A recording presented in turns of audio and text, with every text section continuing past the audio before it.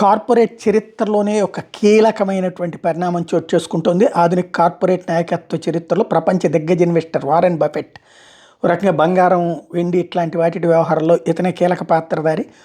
Berkshire Hathaway CEO పదవి నుంచి ఆ, దిగిపోతున్నారు. బెర్క్షైర్కి సుమారు 60 ఏళ్ల పాటు సీఈఓగా వ్యవహరించారు.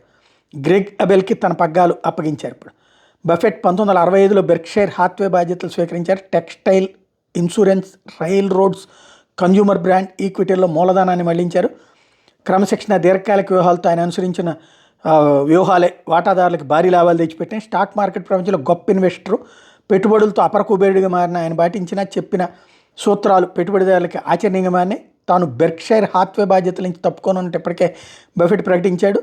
జనవరి 1 నూతన నాయకత్వ బాధ్యతలు చేపట్టనున్నటువంటి నేపథ్యంలో తన రెండో కొడుకు హోవర్డ్ బఫెట్ కంపెనీ చైర్మన్గా, Greg Abel company chief executive ఆఫీసర్గా విధులు నిర్వర్తిస్తారు. సీఈఓగా వీడ్కోలు పలుకుతూ ఇన్వెస్టర్లకు ఇప్పటికే ఆయన లేఖ రాశారు. 95 ఏళ్ల పాటు జీవించిన అదృష్టమని, అదే సమయంలో కొంత ఆశ్చర్యం కూడా కలుగుతుందని రాసుకొచ్చారు.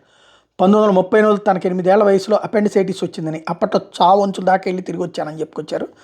ఆ సందర్భంగా తన $1.3 బిలియన్ సంపద 4 ఫ్యామిలీ ఫౌండేషన్స్కి బఫెట్ విరాళంగా ప్రకటించారు. మొత్తం 1800 ఏ షేర్లను 27 లక్షల బి షేర్లుగా విభజించి 4 ఫౌండేషన్లకు పంచారు. ఇప్పటికే $50 బిలియన్ సంపదను దాతృత్వం కోసం ఖర్చు పెట్టారు.